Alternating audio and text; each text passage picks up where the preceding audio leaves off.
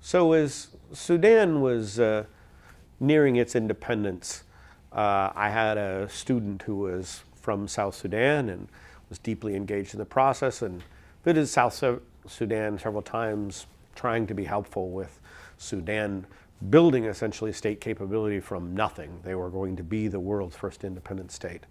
And in that process, you could see all of the pressures of isomorphism and premature load bearing on steroids.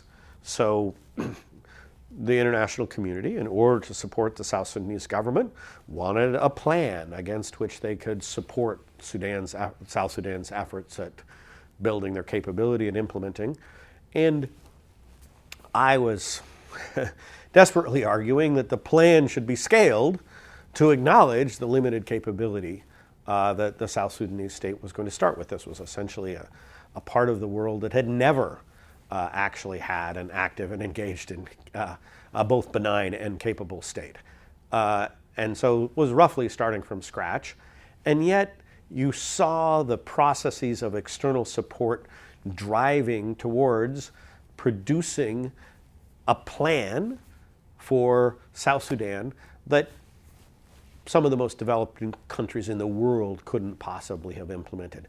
For each sector for which they had literally hundreds of targets in this plan, each of which was overambitious. So they literally were proposing to do just extraordinary things in every sector of government engaged in. And it was just a plan that was built in some ways to fail.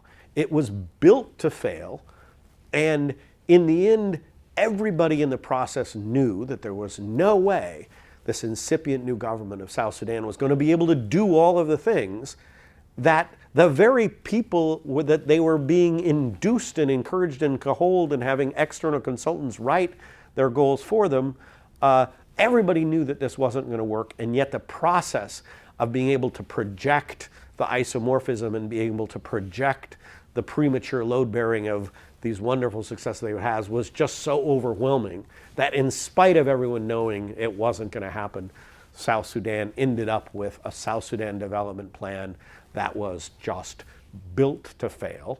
And the tragic part is everybody knew that in the end it was going to be the South Sudanese blamed for not having fulfilled the targets, which everybody at the time knew that they were just, that even enormously more capable governments with enormously more support weren't going to be able to do.